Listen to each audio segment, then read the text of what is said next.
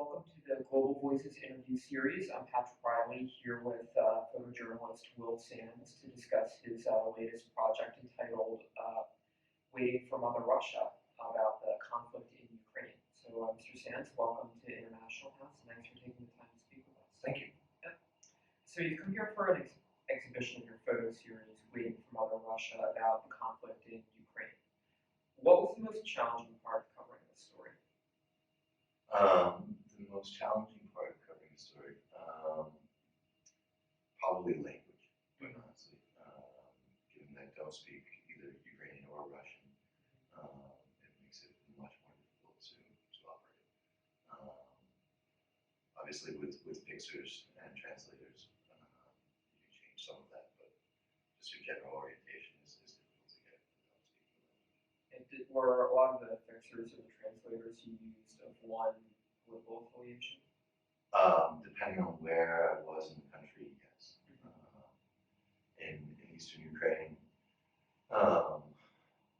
they've predominantly been sympathetic to the pro-independence movement.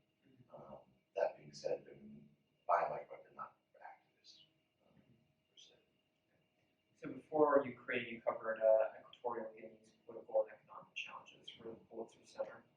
A recent Global Voices guest, a philosopher and ethicist named Wil uses the country's president, Teodoro Obiang, to illustrate the disastrous effects of the West's oil imports. Do you think that ending oil exports from the country would improve the lives of the Ghanaians you met?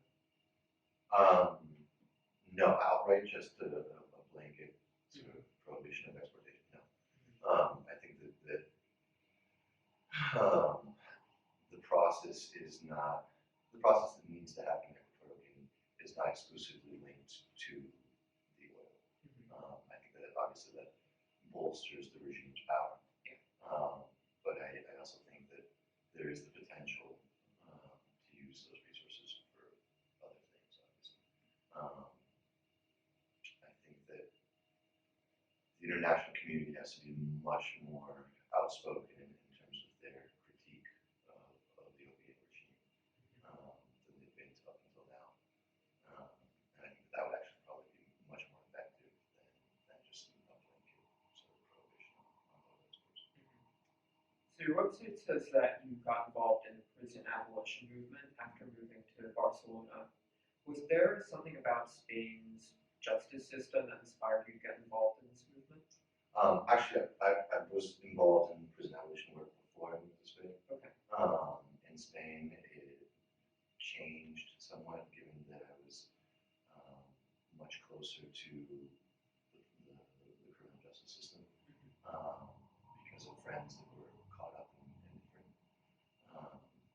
political repression cases. So it made it a much more personal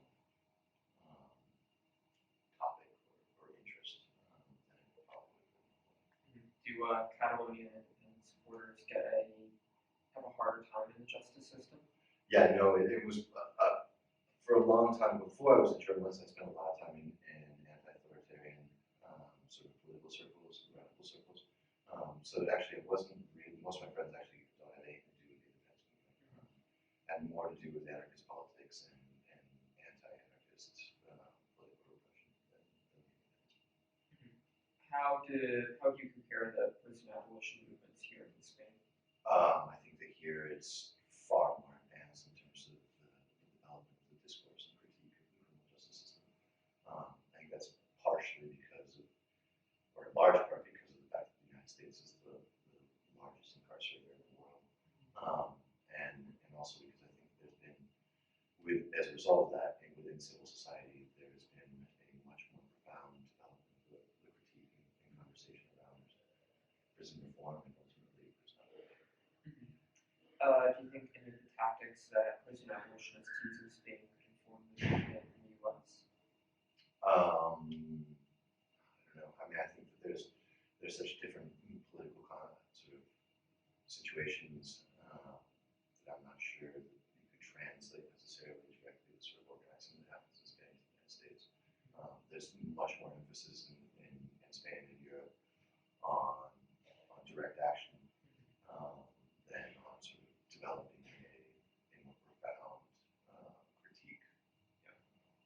incarceration have the same racial dimension in Europe as it does in the US? No, just given the fact that there isn't a nearly as diverse a population. Yeah. That being said, it is the incarceration policies generally fall along the same sort of class lines, and to a certain extent racially. When you talk about immigrant populations that are incarcerated, or the gypsy population, the Spanish gypsy population.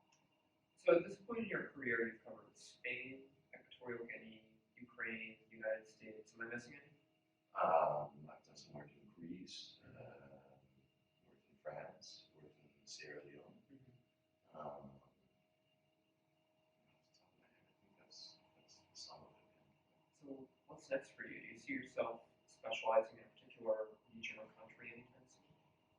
I'd like to continue working in Ukraine, and I'm now working on a project in West Baltimore, subsequent to the murder of Freddie Gray and the protests and riots that erupted afterwards. And that's a long-term project that, quite honestly, right now that's my focus. Between that and eventually at some point getting back to Ukraine. But yeah, I think for the most part, I'd like to turn. Man, Eastern Europe is definitely a part of the world that I'd like to concentrate on in the future. And I'd also like to work more in the United States, given that I haven't been here for a long time. And visually, it's great to work in a place that you understand the context. I guess what's been which picture, which scene do you remember the most of the journalism you've done? And generally, in all of Yeah. them.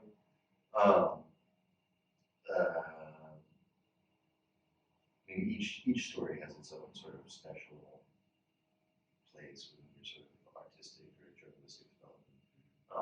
I'm obviously right now most invested in the work that I'm doing in Baltimore. And it's the first time I actually feel like the work that I'm doing has potentially some impact on the public discourse around racial inequity and police violence. All right, well, thank you very much for your time. Looking forward to your talk.